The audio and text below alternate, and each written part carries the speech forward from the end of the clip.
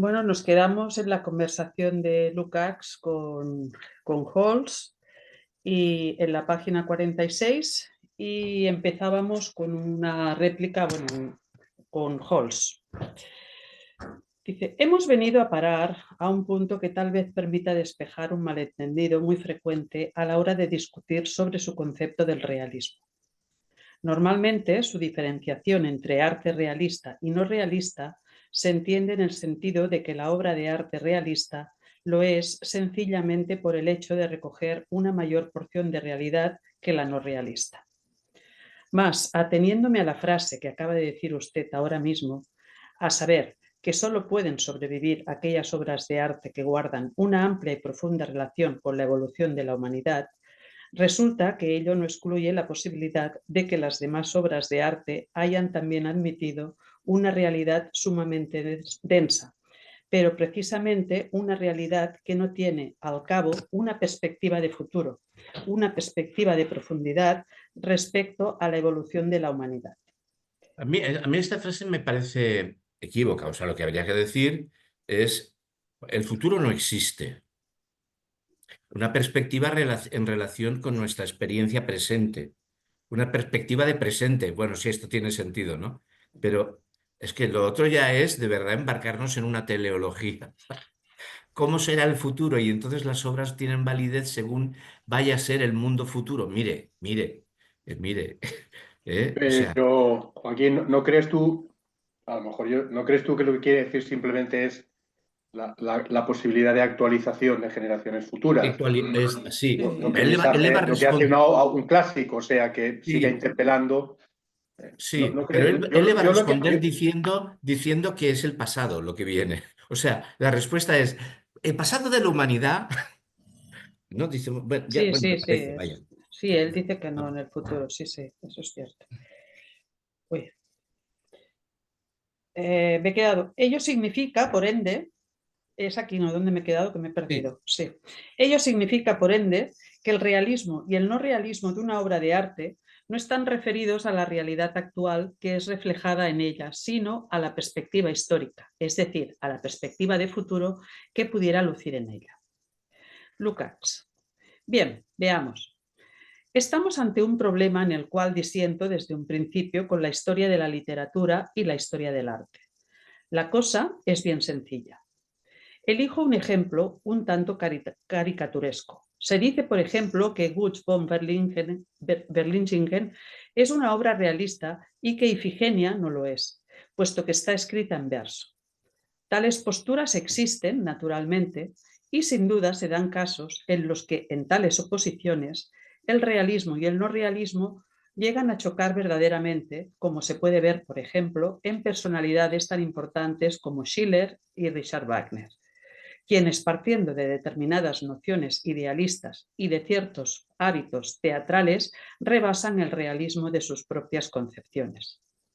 Piense usted, por ejemplo, en cómo deforma totalmente Schiller a la reina Isabel en su María Estuardo para dar satisfacción a sus principios morales.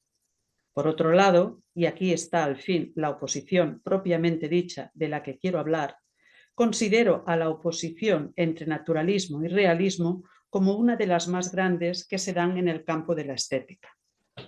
En mis escritos sobre estética tropezará usted repetidamente con esta oposición. En Ángeles, ¿me cambio, permites un segundo, sí, ¿puedo? Sí, sí, sí, sí, no, no tiene importancia, ¿no? Pero simplemente el argumento que da Lukács, la explicación que da Lukács, a mí me parece un poco rara, ¿no? Es decir, el hecho de que diga de que tal obra es realista y esta otra se dice que no lo es, porque está en Cristo y que está escrita en verso, ya sé que no es su posición, él describe la posición de otro. No sé, me parece que ese argumento, no sé de quién es ese argumento, pero parece poco razonable, ¿no? Que Él alguien lo diga eso, ¿no? rechaza. No, no es un gran argumento, pero él lo rechaza, ¿eh? No, no, pero no sé Sí, quién se inventa ese argumento que él ya, rechaza, ¿no? Porque es un poco pobre, bueno, no, sí. Es no sé, pobre, no sí. tiene sentido ese argumento, vamos. Sí. Ya está, ya está. ¿Se está? En cambio, historiadores del arte tan destacados como los propios historiadores de la escuela de Rielj manejan los términos naturalismo y realismo casi como sinónimos. Esto ya sí que no es correcto en absoluto. Digamos que entre los precursores del impresionismo alemán y en los primeros momentos se daban innumerables elementos naturalistas, mientras que ni en el impresionismo propiamente dicho y ni en lo que de él surgió, es decir, ni en Manet, ni en Monet, ni en el joven Monet, ni en Sisley, ni en Pissarro y aún menos en Cézanne, cabe hablar con propiedad de una tendencia naturalista que falta por completo o casi totalmente. Bueno, vemos cómo los impresionistas le gustan. Sí. Y entonces los llama realista, de alguna manera, ¿no? O sea, no tiene pega con los impresionistas. Hay otro lío que no queda claro qué quiere decir con el María Estuardo. Eh, mm, lo que sí se sabe, es que el María Estuardo que crea Schiller hace una enorme modificación del personaje María Estuardo porque él simpatiza con María Estuardo. Entonces inventa, bueno, inventa una historia, no hay más, pero es que una obra realista no tiene por qué ser contar la vida de una persona. O sea, una obra realista que se basa sobre un personaje histórico, para ser realista no tiene por qué no mentir históricamente. Es decir, eso o sea, Schiller, si mal no recuerdo, está a favor de María Estuardo y en contra de Isabel de Inglaterra, que es la que o sea, es la polémica entre las dos primas, ¿no?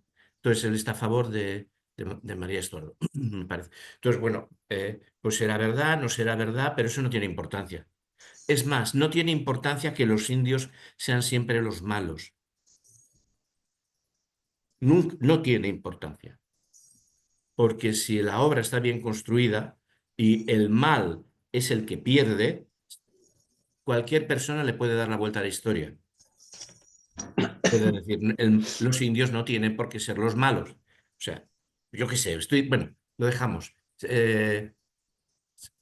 Yo en todo caso, lo que dice aquí Lukács, simplemente por ignorancia, yo no sé si es así o no es así. Él distingue entre naturalismo y realismo. Dice que hay un error en la historia del arte por identificar ambos conceptos. Sí, Lo que sí. yo no tengo claro cuál es la diferencia de naturalismo y realismo según él. Yo no sé cuál es esta diferencia. No la encontrarás.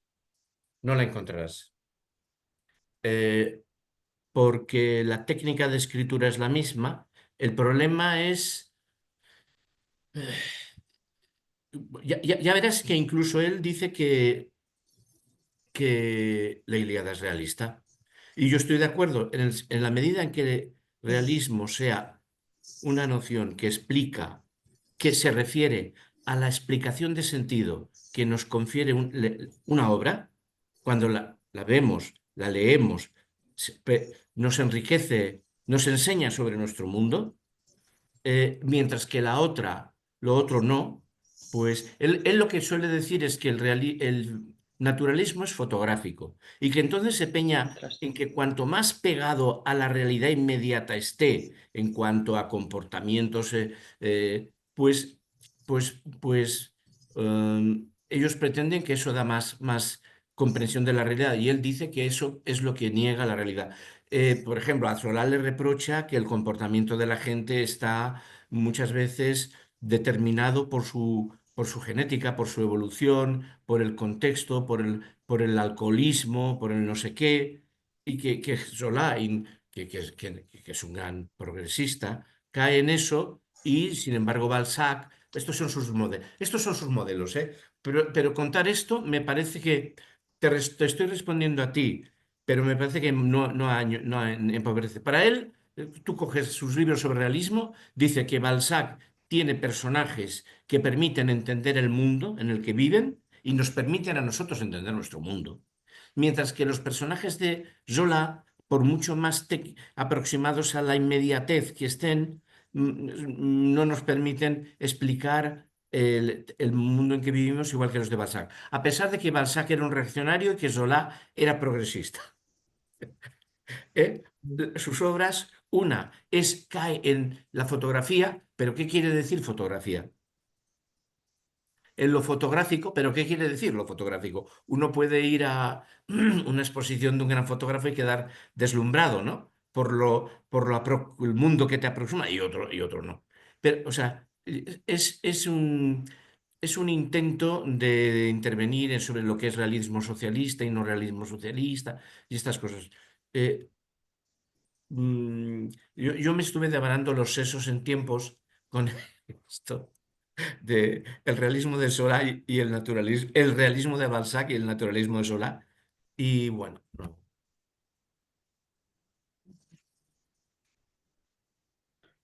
¿No? En todo caso, digamos que queda pendiente el tema de saber para él cuál es la diferencia entre realismo y naturalismo, porque está Sí. claro que él critica la historia del arte y yo tampoco sé si eso es así o no, por identificar ambos conceptos, ¿no? Vale, Lo hay veremos, ¿no? Queda claro, ¿no? hay unas cuantas cosas interesantes. No será técnica, será propuesta estética que nos permita comprender nuestro mundo mejor porque la obra nos permitirá a nosotros aproximarnos. La obra sale de un mundo, las grandes obras nos permiten a nosotros aproximarnos a ellas y comprender mejor el nuestro. Y no es técnica. Ya lo que ha Me dicho, me parece parece. que ya lo había dicho, bueno, ya lo volverá No, a me parece decir. que lo dice ahora, al final, Lo cuando dice está ahora. hablando de Góngora, la interpretación de Góngora Exacto. y habla de la técnica. Ese Sí. sí que es un debate de época y Max Vence, que la técnica, o sea, que si una obra es cuestión de poética, donde poética es el nombre que recibe la caja de herramientas, y las obras son mejores cuando mejores y más nuevas sean las cajas de herramientas, y él dice que no, tampoco está en contra de la caja de herramientas nueva, ¿eh? Pero él dice que no va por ahí.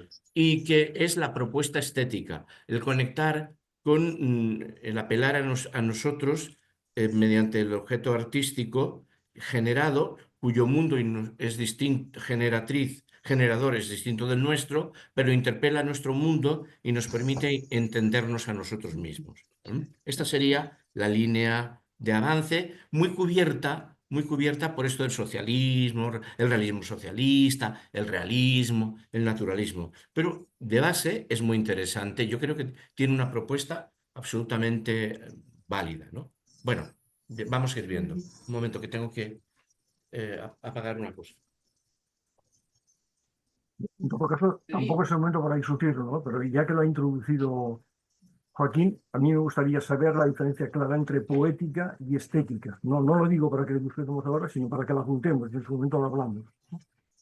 Si os parece, si no os importa. Pero Pues no aquí, ahora, ¿eh?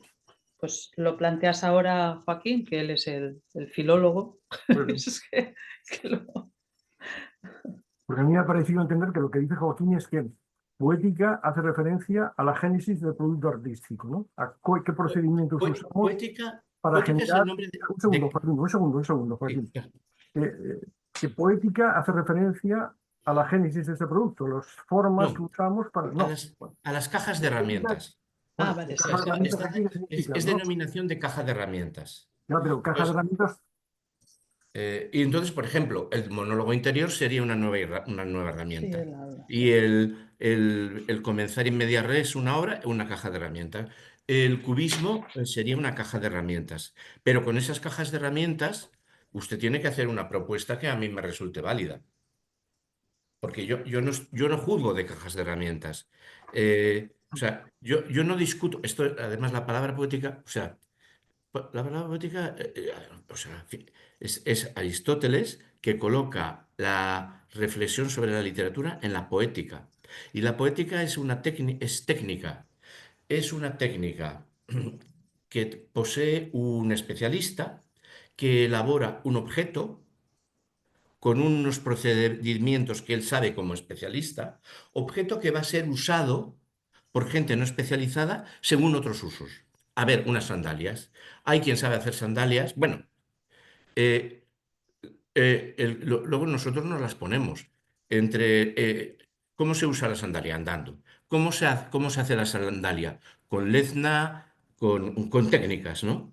Y encima es el que usa la sandalia el que dice, esta sandalia es muy buena. O dice, me hace un daño que no sé, que no veas. Es decir, la tragedia la escribe, porque habla de la tragedia, Aristóteles ahí, la poética. La tragedia que es solo ateniense, ¿no? Los trágicos saben escribir tragedia, tienen habilidades y hacen un producto. Nos lo presentan a nosotros, si nos producen catarsis, o sea, si nos identificamos, si nos hacen comprendernos a nosotros mejor, pero la escritura es una técnica y lo que hacemos nosotros no es usar esa técnica, sino interrelacionarnos con el producto de la obra, bueno, el producto creado. Y lo que hacen los actores, que también usan su técnica de interpretación y tal. Pero entonces nosotros, la catarsis, ¿no? La obra puede generarnos una experiencia o no. Esa experiencia es enseñarnos a nosotros sobre nosotros mismos en nuestro mundo o no. Pero la lectura de la obra no es la técnica de la obra. Entonces la poética habla de técnicas, ¿no? Hay obras que usan el tal verso, hay obras que usan el cual verso. Este es el asunto, ¿no? Pero bueno, para Aristóteles la propuesta es que el gusto no cambia, el gusto no es histórico. La historicidad está fuera de los griegos, ¿no? Entonces, y la propuesta y el debate sobre cómo es posible que una obra generada hace 500 años que es un objeto ahí puesto, que nace de un contexto genético distinto del nuestro, nos diga, nos interpele, unas obras sí y otras no, nos interpele, nos encontremos en ellos. Bueno, pues ahora es todo eso, historicidad, obra, objeto, la mediación del gusto y tal, es lo que obliga, a partir del siglo XVIII, a inventar eso que se llama la estética. La estética es la penúltima filosofía inventada. La última es la filosofía de la religión, me parece. Eh, pues la estética, o sea, primero incluso se inventa en la filosofía, por supuesto, primero se inventa la teoría del conocimiento y la epistemología, pues son problemas previos, ¿no? En el 18, ante eso que nos ha contado, que de repente pasa a gustar más la Ilíada, mientras que hasta entonces había estado gustando más la Eneida de Virgilio, esta es una pregunta, ¿pero qué nos está pasando? ¿Por qué está cambiando nuestro gusto? Y entonces se plantean más cosas. ¿Y cómo estamos percibiendo esas obras? De qué manera se establece una relación? Que después de todo es la misma pregunta eh, que podemos hacernos sobre cómo podemos comprender desde el horizonte cultural nuestro occidental, el horizonte cultural de un japonés ahora. O sea, para atrás o para el presente es la fusión de horizontes, culturas distintas, mundos de vida bueno, es esto. Pero esto, que es muy interesante, está aquí poco dibujo, está aquí muy complicadamente visto. Pero eso es la estética y eso es la estética de Lukács, ¿no? Como Lukács tiene una estética del objeto artístico. No solamente del gusto, del objeto artístico. Los neokantianos se quedarían en el gusto, ¿eh? Y no se plantearían el noúmeno. Él dice, no, claro que hay un gusto y claro que hay una construcción de objeto. El objeto artístico construido ofrece una propuesta. ¿Cómo nosotros llegamos a llegar a esa propuesta de explicación humana desde nuestro gusto, cuando nació nuestro gusto? Pero está el objeto artístico, ¿eh? Esto ya está en teoría de la novela. Él ya, como no marxista, ya tiene ya es estético del objeto, no es un neokantiano. Esto lo comenté el otro día, supongo que no tiene mayor... bueno, que sepamos que ahí hay todos estos debates de finales del siglo XX, de finales del siglo XIX y principios del siglo XX. Yo ahí añadiría que a mí me da la impresión de que esta postura suya es una postura de madurez después de todo lo que ha vivido y pasado, porque a él se le acusó de tener un concepto muy estrecho del realismo. En concreto hay toda una polémica que está editada, entre otros, con Bertolt Brecht, en donde aparentemente pues Lukács defendía un realismo que prácticamente era el de la novela burguesa del XIX y no entendía o rechazaba abiertamente el modernismo en todas sus manifestaciones artísticas, incluso en la pintura, y en particular el expresionismo y lo que Brecht hacía. En su primera etapa, desde luego, aunque luego ya en los años 50 él ya es elogioso con Brecht, pero en los 30 no. En los 30 hay una polémica intensa entre ellos. De esa polémica no sé si es cuando, no tengo ni idea de teoría estética, ni de historia de la teoría estética, pero lo que sí que recuerdo es que Brecht es quien defiende que se puede ser realista sin ser naturalista, en el sentido de entender naturalismo como emparentado con lo que aquí se ha llamado costumbrismo en literatura, por ejemplo. Digamos que una actitud fenomenológica puramente descriptiva, mientras que el realismo se manifestase con formas clásicas o no clásicas en cuanto a su instrumentario artístico o poético, como decíais antes, lo que trataría de hacer el realismo frente al naturalismo, que se queda en un plano superficial, sería digamos, un discurso que fuese a la esencia o al que manifestase las relaciones sociales de alguna manera. Es un debate que en efecto está relacionado con el debate del realismo socialista, aunque yo creo que incluso le precede en cierta, o es coetáneo, porque el Congreso de los Escritores donde se proclama el realismo socialista es en el año 34. Yo creo que en el año 30 ya estaban polemizando sobre estas cosas. Había una revista en la que escribían todos ellos, no me acuerdo ahora cómo se llama, la revista alemana, editada en el exilio, porque ya estaban todos en el exilio. Y pues ahí, en ese momento, Lukács es un conservador, por decirlo de alguna manera.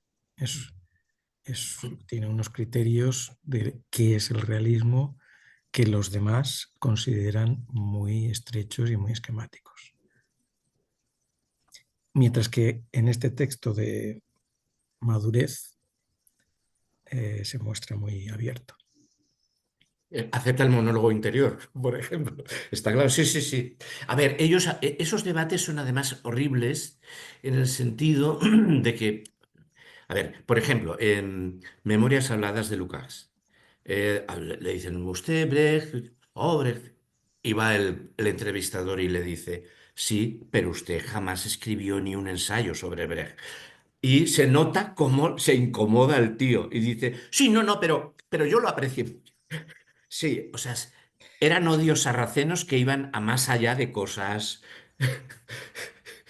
Sí, se respetaron muchos porque los dos consideraban al otro como un gigante. Y estamos hablando de coetáneos, es decir, que el tamaño de su figura no había sido aún engrandecido por la posteridad. Por lo tanto, pero ellos y Brecht en sus diarios tiene muchas entradas muy críticas, más críticas de las que llegó a publicar sobre Lukács. Claro. No, yo no, de eso no he leído, pero claro, me imagino. Sí, sí. Es como el debate con el otro, con Ernst Bloch. Rompen. Y dices, pero Sí. tíos, si somos cuatro, joder. Y ellos dos habían sido casi íntimos amigos. Íntimos. ¿Ellos dos quiénes dos? ¿Brecht y Bloch o No, Lukács y Bloch y- Bloch? Lukács y Bloch. y Bloch. O sea, digamos que en esta cosa Bloch estaba del lado de los... Bloch siempre fue muy moderno. En arte, ¿no? En Sí, literatura. Sí. sí, sí. Ujú.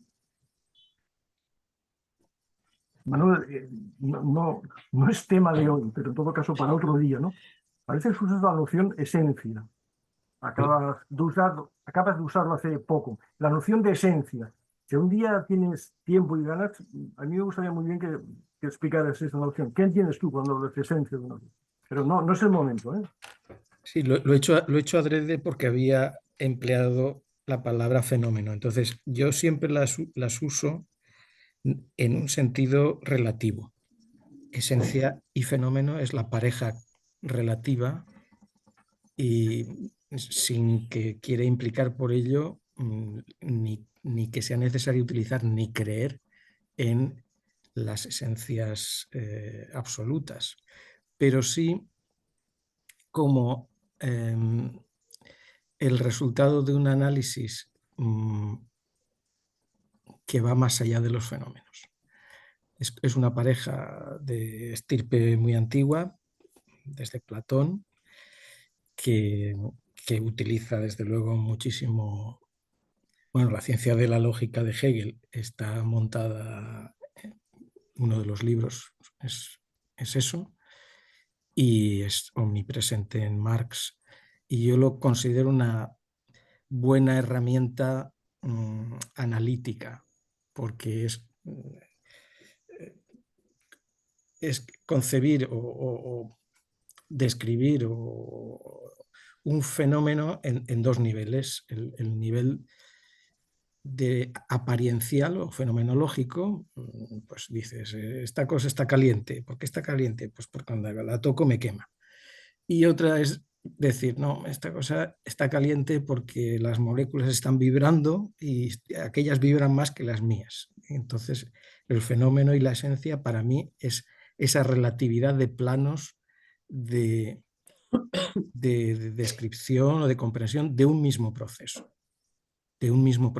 Ambos son reales. Por lo tanto, no, yo creo que en la comprensión desde Hegel, desde luego, el fenómeno es tan real con la esencia, simplemente corresponden a dos niveles de apreciación, o de conocimiento o de estadios del conocimiento.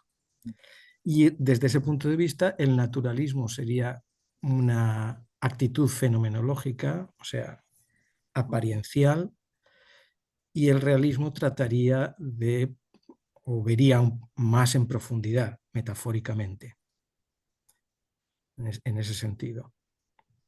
Lukács usa contenido.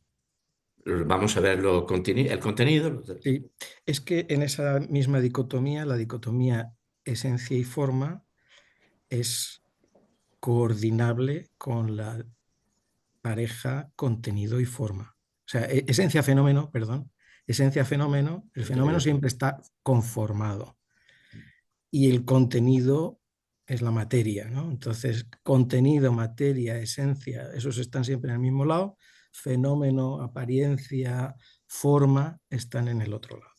La forma es más rica, pero es el contenido el que explica la forma, o es la esencia la que explica el fenómeno. Gracias. ¿Sigo? Dice, la historia del arte hierra en un problema muy fundamental al concebir al realismo y al naturalismo como conceptos idénticos. No quiero entrar aquí en detalles, pues conociendo mis escritos, sabe usted perfectamente que este tema me preocupa lo suyo. Cuando critico, por ejemplo, en ese pequeño folleto sobre el arte moderno al realismo socialista de la era staliniana, lo critico llamándolo naturalismo de época. Todo cuanto ha navegado bajo el pabellón del realismo socialista y cuanto hoy en día se utiliza para comprometer el término realismo socialista, no solo no es, a mi juicio, realismo socialista, sino que ni siquiera es realismo. Justamente es eso, un naturalismo de época. Así pues, cuando hablamos del concepto de realismo, yo lo aplico a un tipo de literatura al que en mis escritos polémicos sobre la época de los soviets di el nombre de realismo desde Homero hasta Gorky. Claro, esto es yo lo firmaría, ¿eh?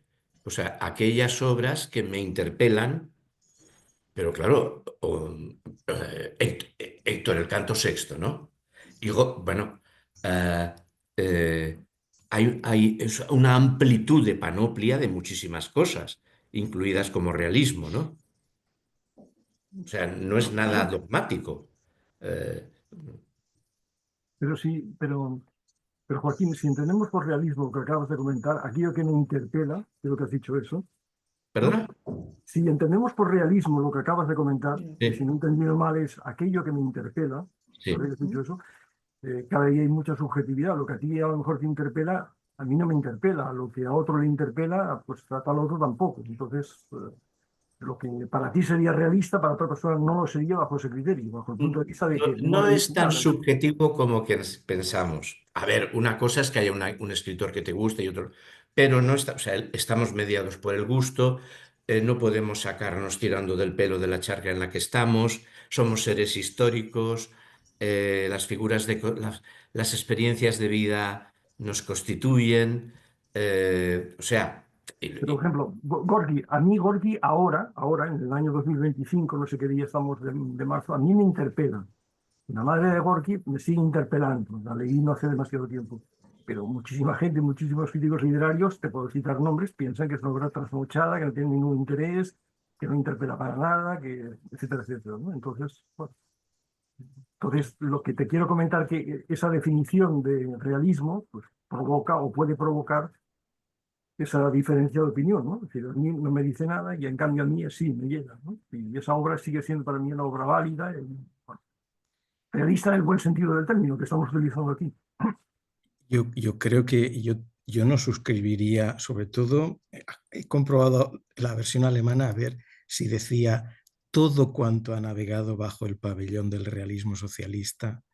En la versión alemana no dice todo, dice lo que ha navegado bajo el, que quizás sean sinónimos, pero es un poco más suave. Más suave, sí. Y yo no lo suscribo en absoluto, vamos. Bajo el realismo socialista ha habido muchas patatas, pero en pintura, Alexander Deineka para mí es un genio. En cine hay muchos genios. No es necesario que cite desde Dziga Vertov en música, a no ser que no quieras llamar realista a Aram Khachaturian, a Shostakovich, pues, es decir, me parece una exageración muy propia de una actitud polémica el decir que todo lo que se ha llamado realismo socialista no tiene nada que ver, ni nos interpela y es un producto artificioso. Y en literatura, salvo Vamos, que no hay quiera... cantidad de pintores del realismo socialista que tienen una fuerza extraordinaria, extraordinaria. Pasados y Y presentes. escritores. Pasados Para y mí, El Don presentes. Apacible es una obra, bueno, te deja destrozado El Don Apacible. Eso es ser gran obra. O sea, yo no conozco una explicación de la Revolución y la Guerra Civil, De la guerra civil, sí. y la Guerra Civil, tan espantosa y tan grandiosa como la de este escritor. No la de cualquier, no un historiador. El Don Apacible. Es que, por ejemplo, en el realismo socialista, digamos, entendido como tal por los propios cánones de los manuales soviéticos, entran desde un Sholokhov, que era un escritor crudo incluso en sus relatos, crudo y descarnado, y hasta pues La joven guardia y Fadieyev, que son otro tipo de obras. Pero, por ejemplo, Ilya Ehrenburg para mí es un extraordinario escritor. Casi todas las cosas que yo he leído de Ilya Ehrenburg me han impactado, me han gustado. Inclusive el libro que tiene sobre España. Y no digamos sus memorias. Las memorias de Ilya Ehrenburg son extraordinarias. Es un desfile de la historia del siglo XX con cantidad de anécdotas. Es decir, que, bueno, en efecto, hubo mucha basura, pero también hubo muchas cosas muy apreciables.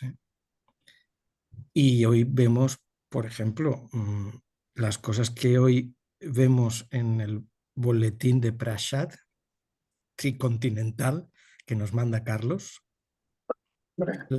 Eso es realismo socialista, más de las veces, del estilo del que hacía Deineka y del que hacían los soviéticos en los años 30, 40, 50, en muchas ocasiones. Yo creo que solo se puede entender esta simplificación aludiendo a un cierto tipo de literatura, por así decirlo, por encargo político, que da ese tipo de personajes y de historias arquetípicas, esquemáticas, etc. etc. Es decir, a mala literatura. Yo creo que solo se puede entender esta cosa de Lucas diciendo, bueno, pues realismo socialista es aquella cosa que parece más propaganda, folleto o lo que sea, porque efectivamente hay un montón de muy buena literatura hecha en esa época. Yo añado a Babel, por ejemplo. O sea, escritos vivísimos, llenos de vida, llenos de matices, de personajes que te los crees, que eres capaz de imaginarlos, o eres capaz de relacionarlos con experiencias tuyas, o es igual, aunque no sean tuyas, dices, ostras, veo seres humanos en su complejidad, ¿no? Y eso también es que yo sepa realismo socialista. Es muy buena literatura. Bueno, literatura de cojones. Hostia, y por no hablar del hombre este, ¿no? que editaron hace poco, pues los relatos sobre el asedio de Stalingrado, no recuerdo ahora el nombre, ¿no? Vasily Grossman. Vasily Grossman. Hostia. Pues No, yo a Bebel sí, y es... el relato sí, y la ¿no? novelado y el relato periodístico, ¿no? Vamos, hay una literatura Bueno, de un valor. yo creo que has introducido el buen concepto. El buen concepto es la buena literatura y la mala literatura, que también tiene esas laxitudes, ¿no? O sea, a ver, yo no me trago la montaña mágica, con el perdón de Lukács. Y sí, y me parece admirable el don apacible. Vida y destino es la de Grossman, que es lo que decía Manuel. Y para Lucas, la montaña mágica es el sumo de los cielos, ¿no? Para Lukács, Thomas Mann era la Era, culminación de lo que se podía ser. exacto, Thomas Mann. pues yo, págame, ¿no? O sea, Y sin embargo, Bertolt Brecht tiene comentarios en sus diarios muy ácidos con Thomas Mann, porque coincidieron en el exilio americano, igual que para con Stefan Zweig, que también lo trata bastante mal. En la intimidad lo trata bastante mal. Sí, sí. Yo os tengo que decir que yo La montaña mágica la he intentado leer muchas veces y no puedo, ¿eh? Me aburre, se me cae y no puedo avanzar. es que Es cuando una basta. vez Lucas ha criticado la literatura como alegoría, como un apartarse del realismo, ¿cómo coño te zampas la montaña mágica, que es una alegoría? Es una alegoría de un mundo. Metes a unas personas en unos... Dices, pero tío, no me estabas diciendo que eso mejor no. Bueno, es lo mismo, ¿no? O sea, no vamos a retorcer argumentos, ¿no?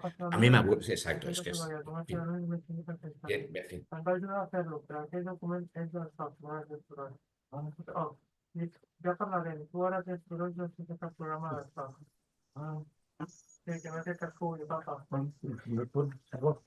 ¿Seguimos o...? Sí, espera. Vale.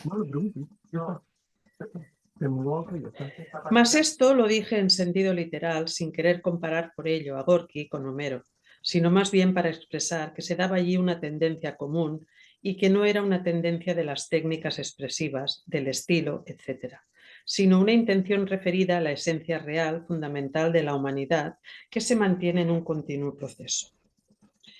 En esto consiste el problema del realismo, no significando, por supuesto, el realismo un concepto estilístico, por cuanto que el arte, en todo tiempo, y esto es lo esencial aquí, refiere los problemas inmediatos de la época a la evolución general de la humanidad y los pone en conexión con ella, pudiendo darse el caso, como es natural, de que el propio escritor no sea consciente de esta interrelación. No digo ni remotamente que Homero tuviese una nación de humanidad, y sin embargo, en la escena en que el anciano Príamo acude al campamento de Aquiles para traerse al cadáver de Héctor, queda planteado un grandioso problema de la humanidad, ante el cual no puede pasar de largo ningún ser humano que quiera, como diría yo, que quiera saldar cuentas con el pasado y consigo mismo. A este problema me refiero cuando hablo de la rememoración de la humanidad. Surge aquí, en este punto, dicho sea de paso, una relación con la filosofía hegeliana, pues recordará usted que la parte final de la fenomenología del espíritu, que trata el tema del espíritu absoluto, se plantea como una interiorización rememorizante, Erinnerung, en contraposición con la autoexteriorización, Entäußerung, solo que en Hegel el momento del pasado se convierte en excesivamente dominante, mientras que en mi teoría el pasado es por una parte pasado y autoexperimentación, y por otra parte proporciona un motivo para adoptar una actitud determinada ante el presente.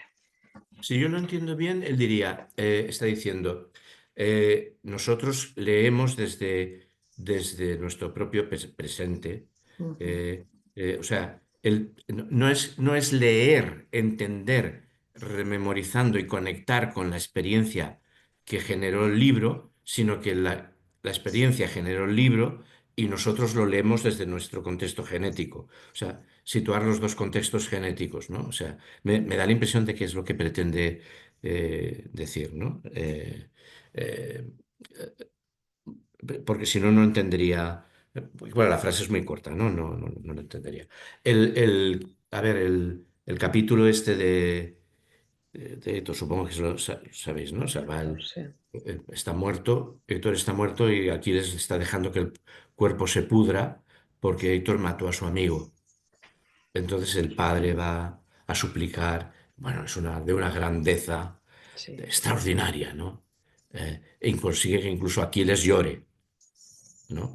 Claro, es de una grandeza.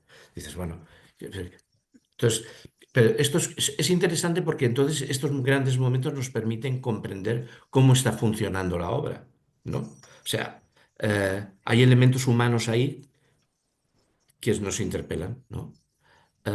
Con independencia de... Bueno, en fin, ya está. Mi opinión es que el pasaje es muy difícil y que el entrevistador no hace bien su función. ¿Perdón?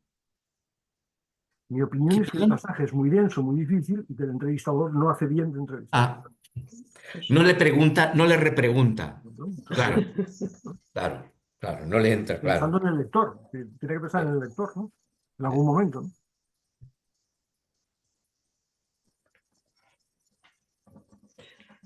No sé si era repreguntable.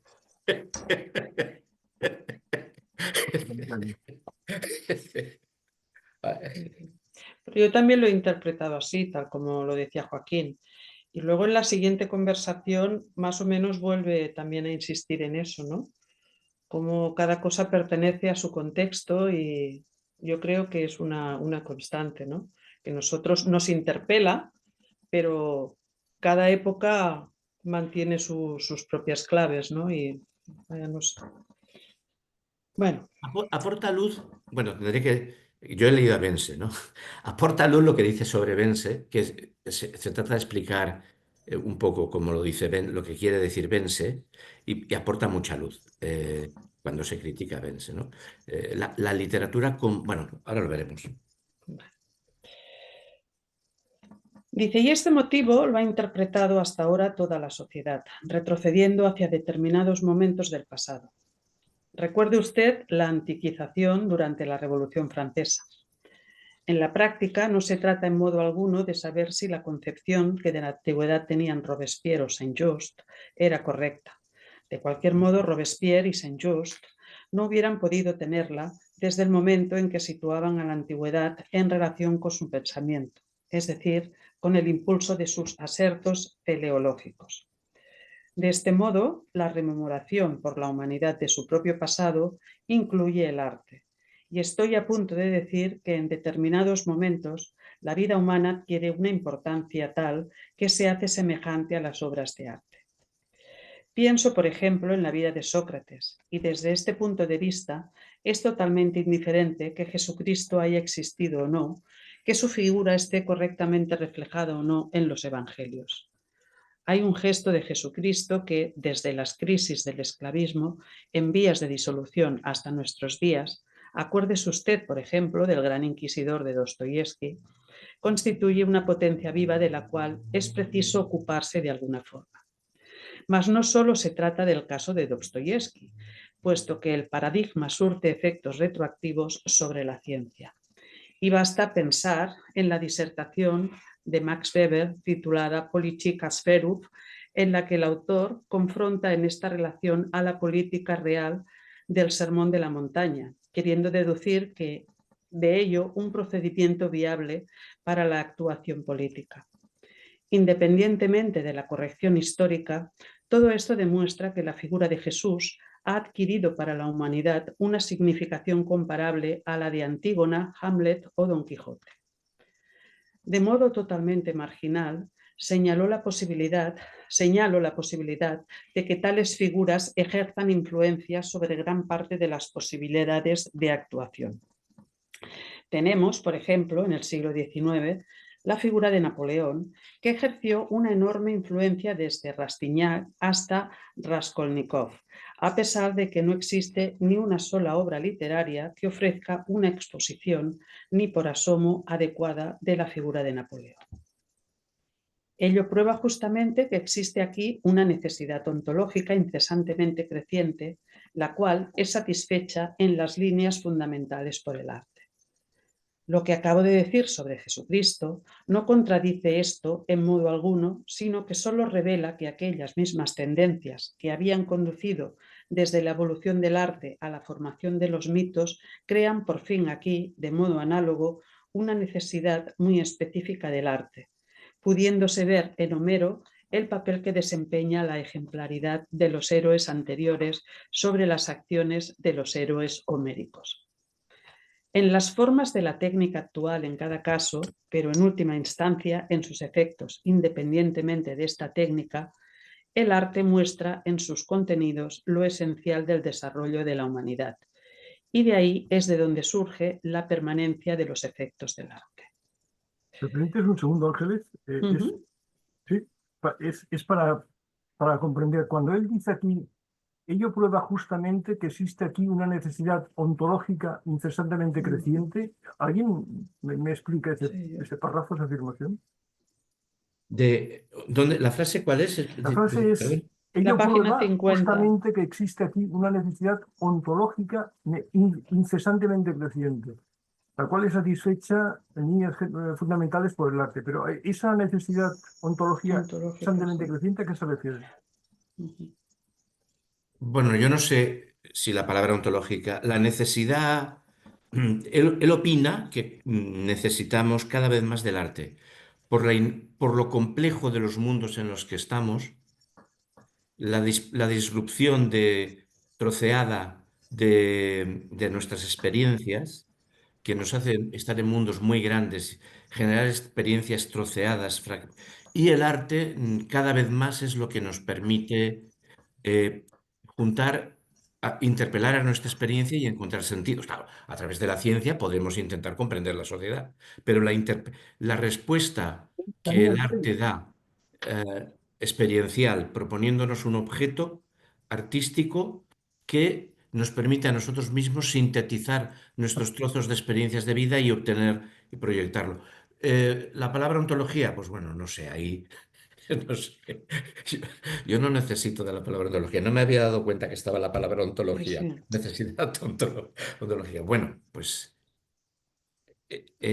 yo con todo esto lo insiste. Por ejemplo, en el ser social, en la ontología del ser social habla de esto. Dice si aceptamos el juego de que Antígona es un personaje real y no un personaje de literatura, y que viene a decir, dice en un momento dado, y pone ejemplo de mujeres, un oficinista de hoy en día tiene muchas más capacidades, sabe muchas más cosas, tiene muchos más mundos, tiene más posibilidades de hace 100.000 cosas más que Antígona. Pero Antígona entiende el papel fundamental que ella desempeña. El mundo tiene para ella un sentido dentro de su comunidad que para la oficinista no. Y Antígona es capaz de comprender, primero, la validez de lo que ella hace dentro de su comunidad. Y luego el segundo paso, es capaz por eso de jugarse la vida, ¿no?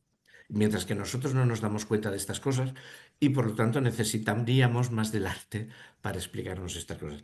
Esto, Manuel, que ha leído la ontología, no sé si el ejemplo este de los personajes femeninos lo recuerdas en la ontología del sexo. Sí, sí, sí, sí, sí. Sí, sí. Estas cosas, ¿no? Dice, nuestro mundo está mucho más fracturado. Nosotros necesitamos todavía mucho más para sintetizar experiencia del arte que en aquella época, digamos, ¿no? O sea, porque la experiencia inmediata de relación con la comunidad era mucho más clara, digamos, ¿no? Bueno, esto es una explicación que él da, vaya, no sé. Yo a la pregunta de Salvador tampoco sería, o sea, sería capaz de especular y tratar de darle un sentido, pero realmente no, no sé si quiere decir necesidad ontológica o necesidad de una ontología para comprender la relación o el efecto que tiene una obra de arte pasada sobre un ser o un ente que para ser él necesita de su pasado. No sé si se está refiriendo a eso. La encuentro igual de oscura o no sé si incluso gratuita que tú. Incidentalmente lo que quería señalar es que hay un parrafito antes acaba cuando cita a Robespierre y Saint-Just, dice el aserto teleológico. Sí, eso sí. No sé si os ha pasado desapercibido No, no, eso. yo lo he pensado. Pero no El pasa nada. impulso De de sus sus asertos. asertos teleológicos. Bueno, esa traducción, ese aserto, es el setzen sobre el que intercambiábamos opiniones hace unos días a propósito de la traducción de la ontología Ajá. ¿Mm? y sobre cómo habían traducido setzen, que acabo de comprobar que está en el original. Aquí, por ejemplo, este traductor, que no recuerdo quién es el que traduce esto, Un talaba solo, ¿no? pues emplea aserto. Exacto. Jorge Deike y Javier Abasolo. Yo aquí. Que es una opción, pues sí, que se hace entendible. Podía haber dicho posicionamiento. Posición. Cualquier palabra que derive de poner, que es lo que sucede igual en alemán. Posición de fines sería, claro. Un posicionamiento, una apuesta, un poner algo. Eso es el setzen. Pero no una puesta en escena como aquí se ve que es completamente fuera de lugar hablar de una puesta en escena teleológica. Luego Yo hay sobre, otras afirmaciones también un poco curiosas. Yo no quiero interrumpir y no sabe mal interrumpir, pero por ejemplo, cuando dice todo esto demuestra, no sé si es una mala traducción o no, pero es un poco fuerte, ¿no? Todo esto demuestra que la figura de Jesús ha adquirido para la humanidad una significación comparable a la de la Antígona, Hamlet o Don Quijote. Bueno, no sé si esto demuestra, no lo sé. No sé si utilizo la palabra más... Es que yo creo que has de tener en cuenta que los filósofos de una cierta edad en aquel momento, que no habían pasado por el baño de la influencia ambiental de la filosofía analítica, se expresan en unos términos, cuando emplean la palabra prueba o demostración, que no son la apodixis aristoteliana, sino simplemente la dixis, es decir, el mostrar. Esto muestra que, más que demuestra, porque después del baño analítico, demostrar ya queda cargado con una semántica muy estricta, Entonces, obviamente, esto no es una demostración, en todo caso es una mostración, es un exhibir que, y eso, que es la distinción entre dixis y apodixis. También, sí, sí. Sí. yo creo en este caso, al margen ya de la palabra demuestra, que se queda aquí muy corto, que es muy tímido. Creo que la figura de Jesús es muchísimo más importante que la de Don Quijote, Hamlet o Antígona para la historia de la humanidad, de nuestra parte de la humanidad. Pero vuelvo a la frase esta, a lo que preguntaba Salvador, lo de necesidad ontológica. Yo, para intentar entenderla, se me ocurre un experimento muy sencillo, que es eliminar la palabra. Y entonces leer la frase. Ello prueba justamente que existe aquí una necesidad incesantemente creciente. Bueno, necesidad incesantemente creciente ¿de quién? Habría una elipsis que enseguida yo creo que se nos ocurriría llenar. ¿De quién? Pues de nosotros, de la humanidad, del ser social. Yo creo que en la medida en que quedaba bastante claro que el uso de ontología en Lukács es una ontología del ser social, se puede omitir ya lo del ser social porque se sobreentiende. Creo que está hablando siempre en términos de la construcción o de la evolución o desarrollo de la comunidad social, con los límites que luego se le pongan. O sea, no, a lo mejor simplifico mucho, pero yo no le encontraba ahí problema de... Podría haber dicho una necesidad de la teoría del ser social o de la filosofía del ser social, no sé, ¿no? Se me ocurre por buscar sinónimos, ¿no? Pero vaya, creo que viene a querer decir eso.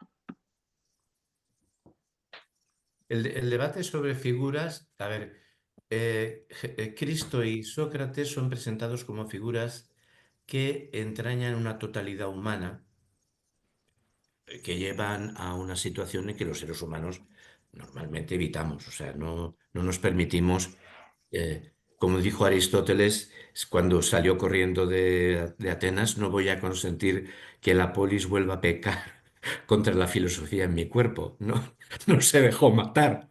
Entonces, lo cual es sensato.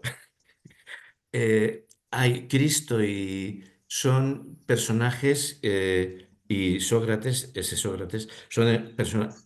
A ver, Cristo además es que ha sido difundido, ¿no? Son distintos personajes porque, por ejemplo, un Don Quijote sí que es una opción. O sea, Don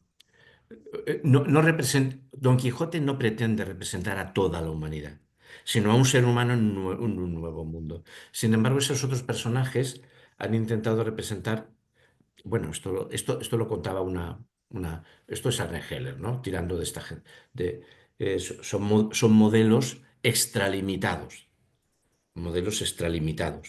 que representan a la humanidad en su totalidad. Y por eso pueden morir y sacrificarse por la humanidad teniendo en cuenta a la humanidad o a la polis, ¿no? Son modelos distintos. Pero vaya. Antonio Machado coge a Sócrates y a Jesucristo como figuras que representan la razón cordial y la razón dialogante. En muchos textos de Machado están como representando lo que para él son las dos dimensiones del ser humano. Jesucristo, la cordialidad, y Sócrates, la razón entendida en sentido así.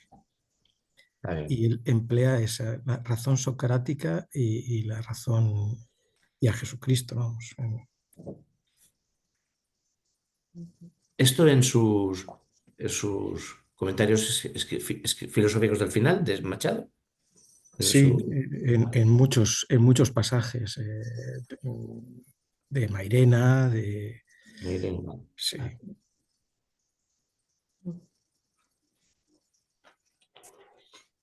¿Sigo? Holz. Cuando habla usted de los momentos realistas de las obras de arte, habla siempre de este contenido, de estos momentos de contenido ya configurados. Lukács, sí. Pues bien, ¿no es cierto que se da también una especie de realismo que se expresa en el hecho de descubrir a la humanidad determinados momentos formales? Pienso, por ejemplo, en la literatura donde esto tiene que ver con el lenguaje. ¿No podría decirse que la conquista de nuevas posibilidades idiomáticas y la disponibilidad de nuevos medios lingüísticos habría de incluirse también bajo el concepto de realismo? Yo diría que Cervantes es indiscutiblemente un realista, pero ¿no lo es también Góngora en el momento en que elabora determinadas figuras y posibilidades idiomáticas que luego pueden ser transmitidas a las generaciones posteriores como formas de expresión del pensamiento lingüístico? Lukács. Esta pregunta no puede plantearse formalmente y creo que es una de las grandes desdichas de nuestro tiempo el que se considere el arte desde un punto de vista técnicamente formal. Y lo mismo que respecto a la moda, se discute acerca de la minifalda, se discute también sobre el pop art o el op art, etc., casi en el mismo nivel de las modas. Esta concepción tiene su asiento teórico en la llamada escuela de la interpretación, en la que los problemas puramente formales de la renovación lingüística son inflados de modo tal que pasan a convertirse en grandes problemas independientes. Retorno una vez más a lo primitivamente ontológico. El lenguaje es un medio de comunicación entre las personas, no una información. Pues si le digo a una mujer te quiero, no se trata de una información, sino de algo muy diverso. Y me da lo mismo que el profesor Vence se fabrique una teoría sobre si las declaraciones de amor tienen un coeficiente de 448 o 487, puesto que eso nada tiene que ver con la cuestión de las declaraciones de amor. Ya entiende usted lo que quiero decir. Y ahora vuelve a presentarse la cuestión de si esta renovación lingüística contribuye esencialmente a una comprensión correcta y profunda del mundo. En ese caso se integra en el lenguaje universal y entonces la cosa ha perdido. ¿Cómo diríamos su componente innovador? O bien se queda en la periferia. En el diálogo de los naturalistas alemanes de finales del siglo XIX, por ejemplo, no hay duda de que la imitación de los acentos suavos, silesios, sajones o berlineses fue una innovación idiomática que desempeñó su papel como medio de superación de la uniformidad del lenguaje, dramático a la manera del Bildenbruch, del lenguaje, pero transcurrido un tiempo, ese carácter innovador desapareció casi totalmente y en lugar del dialecto surgieron otras posibilidades de individualización del lenguaje que no precisaban de ese naturalismo. Como puede usted ver, por ejemplo, en los diálogos de Thomas Mann o de otros. Soy, pues, de la opinión de que el contenido es aquí decididamente lo primario. No hemos de partir de las cuestiones técnicas, sino más bien preguntarnos cuál es el gran contenido de una época, que condiciona y produce una técnica determinada del lenguaje, de la pintura y demás, y qué es lo que luego pasa de todo ello a la evolución posterior. A ver, Vence lo que diría es que una variación provocada, un lingüista conoce un lenguaje, entonces opera sobre una frase un uso que incluso, bueno, yo recuerdo uno de ellos, que se llama Cohen, un uso que lingüísticamente podría denominarlo patológico. Lo varía, lo retuerce. Y eso es lo que nos produce sorpresa, grandeza literaria. Y dices, pero bueno, qué tontería me estás diciendo, ¿no? O sea, la artificiosidad manipulativa sobre el lenguaje, tomada como lo que produce por su propia característica de manipulación generadora de una nueva construcción, el efecto artístico. Eso es lo que está pretendiendo esta gente, ¿no? Y él dice, pero hombre, ¿a dónde va usted? ¿A dónde va usted? En todo caso, los instrumentales están bien, pero será el que los use y para el que los use y como los use, el que le dé... Esta es la cosa, ¿no? O sea... Un chascarrillo incidental que no sé en qué grado viene a propósito, pero está relacionado, por una persona cercana que está haciendo historia del arte, pues me voy enterando de cómo explican hoy y qué cuentan hoy los profesores a gente de 20 años que son de una generación que no tienen ni idea de muchas cosas.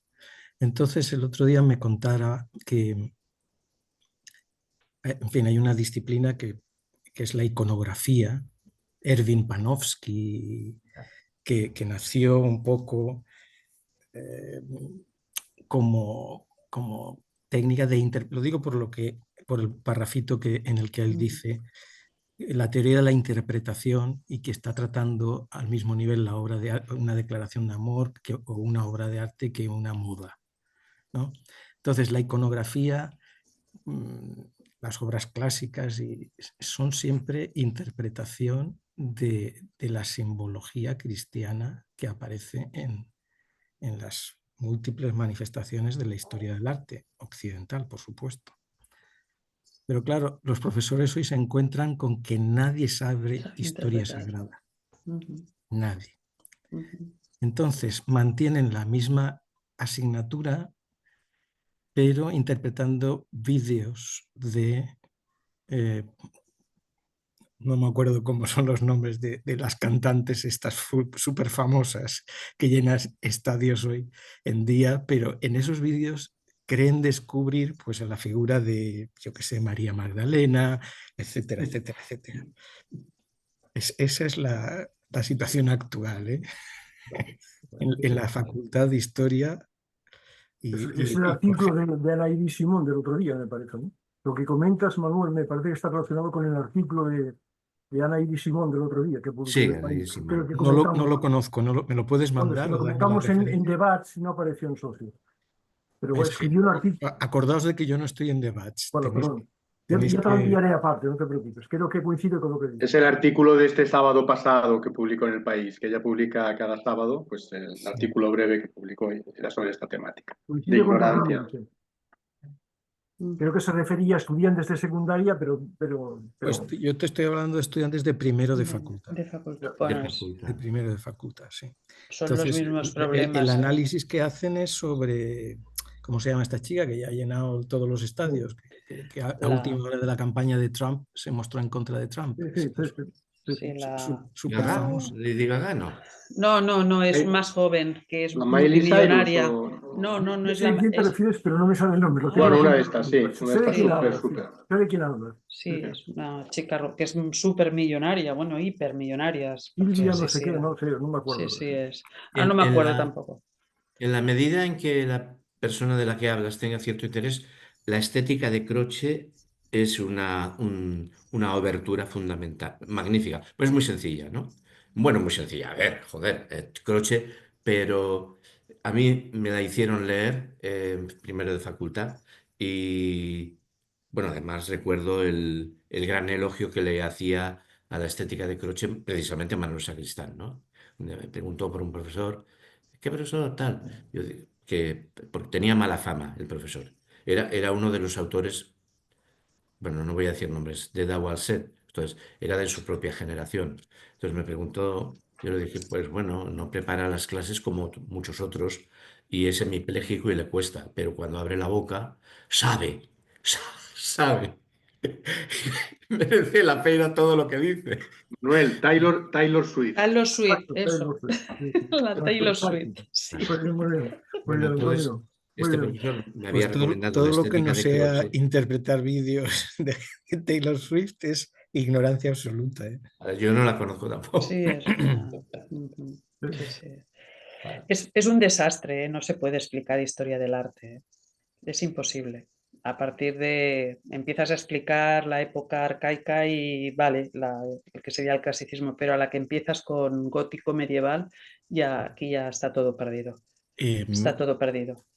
Yo entiendo que los profesores tenemos el deber de adaptarnos. Afortunadamente, Sí. yo vivo en el siglo XIX con una disciplina que más o menos se cerró ahí y no tengo que justificarme mucho. Pero claro, a mí me cuenta, por ejemplo, historia contemporánea, la Guerra Fría. ¿Sabéis en qué consiste la docencia y la discencia del tema la Guerra Fría? Pues en verse la película Los ladrones de cuerpos y comentarla. En fin, como muestra como botón de muestra, ¿no? Les preguntan si historia antigua y ni siquiera tratan de entrar por el cine, ¿no? La película esta de los 300 ya no la ha visto nadie, ¿no? En todo el aula no había nadie que hubiera visto los 300. Es que además hubo una corriente de gente que criticaba verla por la agresividad. O sea, ya no era sangre, Sí, pero y en ni este la caso interpretaban a yo nivel creo que es ya histórico. demasiado vieja para ellos. Sí, no, sí, no. Es que en general, desde mi punto de vista y por la familia que tengo, no van al cine. El cine para ellos es verlo todo por televisión o por medios, pero no van al cine. Ir al cine ya no existe. No van al cine. Es muy larga. Una película es muy larga para la cultura TikTok. Sí, sí, sí. No es broma, Sí, ¿eh? sí, sí, es larga, sí. Se Eh, cansan, sí, estar, sí. Se estar cansan. no hay hábito. A ver, porque para la Guerra Fría, un reaccionario pone 1, 2, 3, la película esa, que te partes el pecho de risa y es feroz. ¿Sabes cuál es, no? La Sí, sí, de... sí, claro. eh, Billy Wilder. Sí, Una película de Billy Wilder. de la es de Guerra Billy Fría, Wilder. sí, La sí. de De Billy Billy. Wilder, sí. O sea, y es de extrema derecha, bueno, es espantoso, pero pues ahí está la guerra. O sea, no se trata de Hay opción. muchas desternillantes. Bueno, el Doctor Pero Strange Os tam- Lord. comenté que les puse Harry Potter, autor del materialismo histórico, y lo ¿Qué? copiaron tal cual de la pizarra. Estaban charlatanes y les puse Harry Potter. Autor estaba explicando filosofía del ser humano y una visión del ser humano. Y puse tal cual, Harry Potter, materialismo histórico. Y todos lo copiaron. Y entonces yo les decía, y decían, y oigo de fondo, dice, ¿qué pone allá? Y yo decía, alguien se ha dado cuenta. Y decía, no, pone Harry Potter. No sabían tampoco quién era Harry Potter. O sea, es que el problema es que ya es tan reciente como eso. El problema no era el materialismo histórico, es que no sabían quién era Harry Potter. Y yo ya, claro, ya me reí porque, y os comenté, alienación, me hablaron de aliens. O sea, me explicaron la historia de los aliens y es que no, bueno, es que ya está todo. Hay mucho trabajo por hacer, mucho trabajo. Quizá este excurso que hemos hecho arroje alguna luz sobre el comentario de la necesidad ontológica de Claro, Lucas, claro. porque en efecto hemos sido hasta el momento un tipo de ente que se ha conformado con una historia que alcanzaba Hasta, hasta Homero. O sea, un científico como Maxwell, siglo XIX, la formación que tuvo fue clásica y Euclides. Y parió la teoría del electromagnetismo, la mecánica estadística. Es decir, hemos sido un tipo de ente que en nuestra formación hemos tendido un arco, o hemos procurado tenderlo, quien ha tenido el privilegio, que iba hasta lo más remoto conocido en cada momento. Y ahora el lapso de memoria es tan corto, o sea, la porción de pasado que logra influir, y es la problemática ontológica que no sé si a la que se estaba refiriendo Lucas, pero es tan corto que es no sé, que provocará una mutación, no sabemos en qué sentido, pero provocará un tipo de mutación antropológica seguro. Yo recuerdo la respuesta de una vez de un alumno que viene al caso que también, a ver qué es lo que hemos hecho, ¿no? Porque me dijo, en eso es cierto, me dice, también nadie nos ha explicado nunca nada de eso. Y es También verdad, nadie lo sabe. nadie nos ha explicado ni nadie nos ha hablado de esto. Y es verdad, es el atontecimiento que se está haciendo en la enseñanza, donde ya estas cosas es cosa del tiempo de los dinosaurios y que no hay que explicar nada. Hay desconocimiento, pues porque si miras los libros de texto, eso ya no existe. Con lo cual, ¿qué van a saber?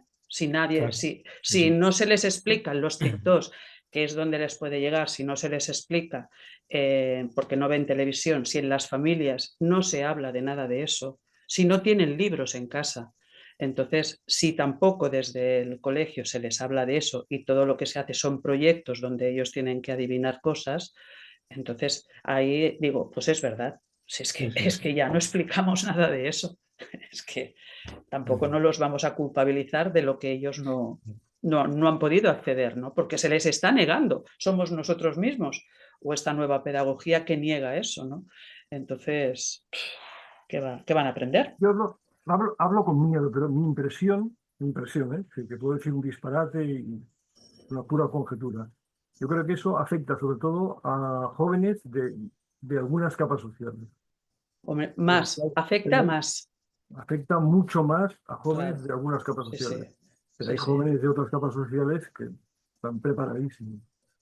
Yo no sé lo que ocurre actualmente en la escuela aula de Barcelona. Yo durante 2 años, hace muchos años, fui profesor de una escuela de élite de Barcelona que era aula. Fui Sí, un claro. profesor contratado para dar clases de teoría de la argumentación. La preparación de aquellos jóvenes era, vamos,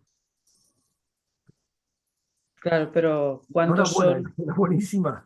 No sé, Claro. gente que sabía ¿Cuántos muchas son cosas. y quiénes son, eh? Porque tú No, sabes ya, que estamos hablando de hijos de la alta burguesía catalana o gente que tienen padres, digamos, con muchas inquietudes culturales, lo que quieras, pero o sea, la capa social está ahí. y actualmente captadores de alumnos con altas capacidades. Van a la busca en los colegios. Yo tenía una amiga que el hijo fue captado, él estaba en La Farga, en la escuela del Opus, y Aula fue a buscarlo por los conocimientos que tenía. Y Mi bueno, impresión, equivocada o no, claro, eso es ya la élite, eso es mi la impresión es élite. que, mi Yo creo impresión, que pero tienes puedo decir una razón. barbaridad, yo creo que los Ujú. hijos o hijas de las clases trabajadoras Esto ya es un desastre. en general saben menos, no estoy seguro, lo que digo porque tengo dudas, saben menos de lo que nosotros sabíamos hace cierto tiempo. Y que en cambio los hijos e hijas de otras capas sociales, pues también, no sé, parecido a lo que sabían hace años. Son gente formada, muy formada. Incluso diría más formada que en otros momentos. Tienen doctorados, hablan no sé cuántos idiomas, se manejan aquí, se manejan allá. Sí, sí, No sí. sé, No, eso sí, eso sí. creo. No sé, por ejemplo, no sé, no lo digo, por ejemplo, entre nuestro colectivo hay gente joven, ¿no? Cristina es joven, su compañero también es joven, no sé, y son gente muy formada, ¿no? Me parece. No sé, creo, ¿no? Muy formada. Te tocan muchas teclas, te las tocan muy bien. Sí, sí, eso no se puede Por negar, hablar de la ¿eh? gente joven de nuestro colectivo, de la gente que estamos participando en este Sí, seminario. eso no se puede negar, que Sí, hay no. un grupo de gente, sí, sí. Andar, a llegar, no sé, nieta. Pero yo creo que eso es completamente cierto, porque es que la sociedad no puede prescindir De ellos. de esa capa, Ya, ya. porque tienen que ser o sea, en términos de Gramsci, los intelectuales, la formación de los intelectuales, la sociedad no va a poder prescindir nunca de eso. El problema es que la escuela, que era el mecanismo por el que una parte de esa culturización se había socializado y se había extendido, en algún momento ha dejado de serlo. Ha dejado de serlo y entonces se ha desgajado y hay un gran hiato entre una minoría que sigue por necesidad teniendo que saber y va a ser siempre así, y una mayoría que antes sabía mucho más y que ahora sabe cada vez menos, porque no sé, la responsabilidad pues probablemente está muy repartida, pero yo que siempre he tenido sensibilidad cuando oía noticias sobre esto y que yo recuerdo cómo se ha hecho propaganda en la televisión de cualquier innovación tecnológica que salía. Videojuegos, el videojuego como la panacea de método de enseñanza, la tablet, el no sé qué, que era siempre el negocio de comprar tablets, el negocio de comprar, y ahora pues hay gente que está prohibiendo los móviles en el aula, está prohibiendo esos medios, el desprestigio de la memoria. Eso desde que yo era joven. No hay que memorizar, no hay que memorizar, no hay que memorizar. O sea, y te lo siguen presentando como una cosa actual e innovadora. El desprestigio de la memoria, el desprestigio de la teoría. Hay que hacer práctica, la teoría no. En la universidad eso ha sido desde que yo era joven. O sea, no es una cosa de ahora, es de 40 años. Y, Pero es que, Manuel, y esa conjunción de filosofías educativas, no sé si llamarlas pedagógicas o cómo, pues yo creo que tiene como producto final este que estamos comentando, ¿eh? Y ha habido una confusión muy cargada de consecuencias. Pero, por ejemplo, Manuel, tú como profesor de ciencia, dejando aparte otros aspectos de la cultura, la formación científica de un joven de 18 años es menor que la que tenía un estudiante tuyo de hace 20 o 25 años. Formación científica me refiero. Es menor, pero es distinta. Es decir, por ejemplo, la asignatura que yo doy, pues cuando yo empecé a darla, eran 5 días a la semana, 2 horas todos los días, durante un año. Ahora son 2 horas, 2 días a la semana durante un cuatrimestre. Simplemente con que te diga eso, eso es lo que el mismo título, ingeniero industrial, o ahora ingeniero de la energía, ahora se han separado muchas, sabe de esa materia. Con que te diga eso es suficiente. Ahora, saben de otras cosas que entonces no sabían. Saben muchas cosas, pues sobre todo de informática, de programación, y desde mi punto de vista, pero esto la mayoría de mis compañeros no estarían de acuerdo, les hacen perder el tiempo también con muchas cosas que son puramente informativas, pero que aparentemente están cercanas al mundo real. Pues cosas que siempre están orientadas a la empresa, pero que no requieren el esfuerzo del aprendizaje. Es decir, que se ha pasado de una situación en donde el acento estaba puesto sobre un esfuerzo de aprendizaje a una situación en la que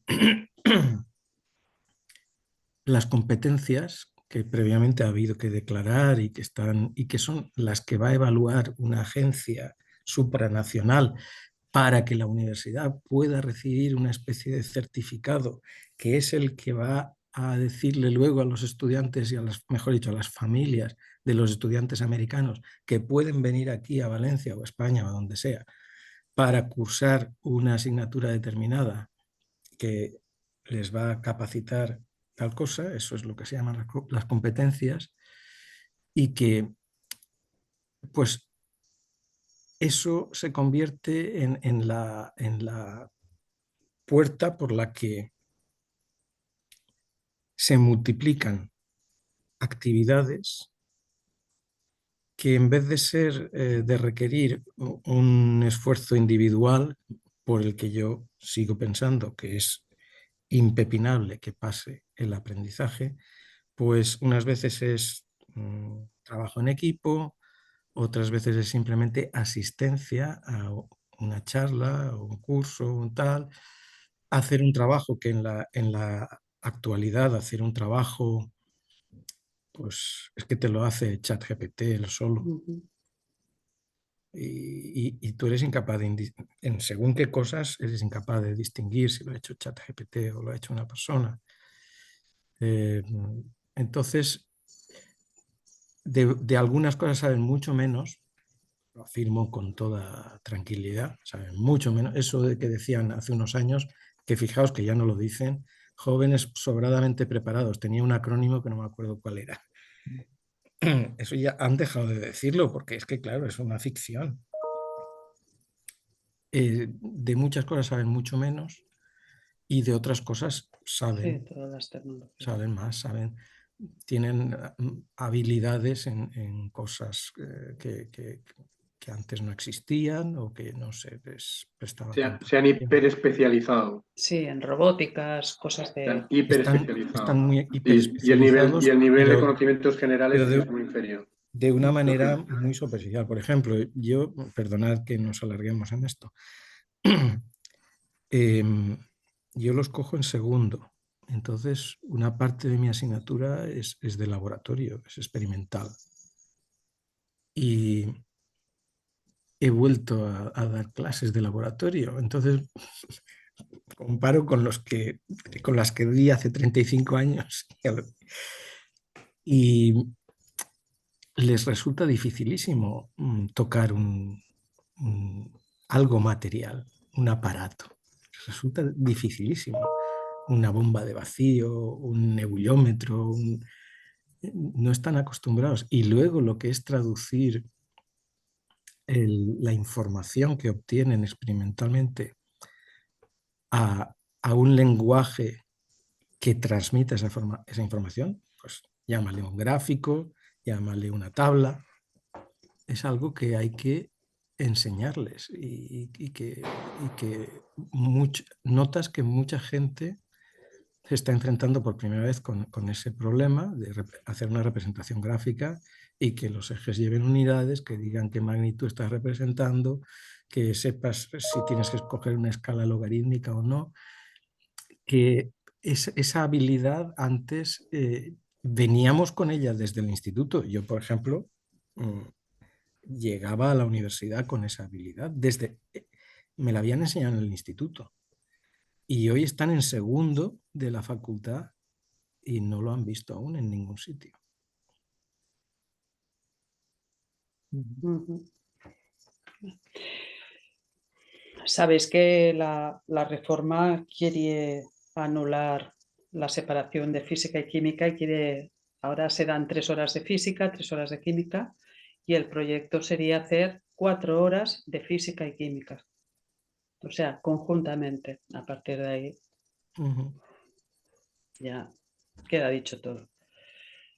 Con asignaturas más prácticas, pero claro, sin ningún tipo de conocimiento. El problema es que no es solo un problema de horas, sino es un problema del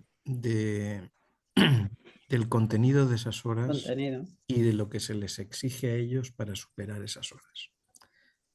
Y ahí creo que es un poco... Al final acaba segregándose una enseñanza de élite para unos pocos y una enseñanza masiva de una pseudo enseñanza masiva. Pues sí. Es así. Sí. Y solo estáis hablando de la educación. Si ampliamos la perspectiva a la pérdida y total desaparición de las instituciones sociales en que nos socializábamos hace 40, 50 o 30 años, pues como comprenderéis, yo ya pongo la mía. Hoy en día, por ejemplo, en los ambulatorios, los chicos que atienden a los pacientes, especialmente pacientes de cierta edad, pongamos 50 y pico para arriba, no entienden la relativa agresividad o energía que ponen algunos pacientes cuando reclaman algo. Yo la entiendo perfectamente porque la he vivido. Y me acuerdo que nuestros padres tenían que ser muy brutos cuando llegaban a un ambulatorio de mierda o a lo que fuera para reclamar algo. Porque aparte de las actividades colectivas, había que ir y exigir. Y había que insistir. Y hoy la gente que ha vivido aquello ya ha perdido la parte colectiva porque no existen asociaciones de vecinos activas, ni existen pues grupos de defensa de la sanidad pública muy activos, de manera generalizada, quiero decir, salvo algunos. Pero sí conservan, por así decirlo, que cuando uno va, igual cuando uno va al mercado, antiguamente pues tenías que regatear el precio, fijarte mucho en el producto, que no te colaran gato por liebre, no te pusieran una de las manzanas, que no te pusieran 2 podridas dentro de las 7 u 8 que comprabas. la gente tenía una cultura de... esto los jóvenes no lo tienen, pero los mayores siguen cabreándose mucho cuando llegan al mostrador y les niegan algo. Algo que a lo mejor es razonable, y que tiene una lógica, pero en principio no se fían, porque tienen muy metido en la cabeza que cuando las administraciones o cuando tienes que ir a pedir algo que tú crees que es un derecho, no queda más remedio que cabrearte, insistir y pelearte por él. Y esto la gente joven no lo entiende, y lo entiende como falta de educación. Lo entiende como falta de educación, no es falta de educación. Es que no han perdido eso de que como no nos pongamos serios, te toman el pelo o te escamotean derechos o te la quieren colar. Y esto los jóvenes no lo saben. Esto solo lo hacen, lo siguen haciendo gente te diré, de 50 para arriba. Porque conservan alguna memoria todavía de que en su momento las cosas había que hacerlas así. Había que ponerse broncas cuando llegabas al ayuntamiento, cuando llegabas a algún funcionario, cuando llegabas al tal y cual, pues porque había que forzar las cosas.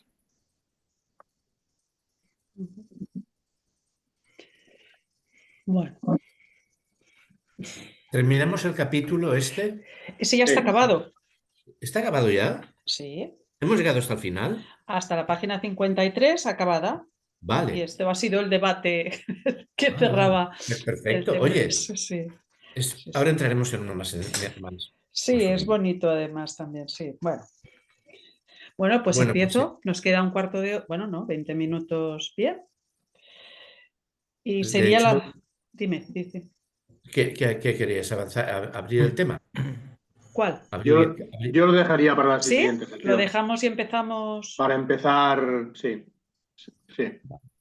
Para dedicar de lleno desde el principio a la siguiente sesión entera. Sí, para tenerlo. Yo no tendría problema en... Sí. Pues como Vale, pues decidáis. sería página Sí. 54, ¿no? El día Sería- 27. Y Bueno, además, sería empezar todos, a ver si ya se pueden reincorporar. exacto, además habrá... Sí. damos opción a que los que han fallado hoy, que siempre hay alguna gente de más que participa. En todo caso, perdona, Hoy había Sí. ese enlace que nos habían enviado sobre la traducción, con la conferencia abierta por enlace sobre la traducción de la ontología, ¿os acordáis, no? Que nos la enviaron. Alguno sé que quería verla. Por ejemplo, me parece que José quería verla y tal. ¿A qué hora era?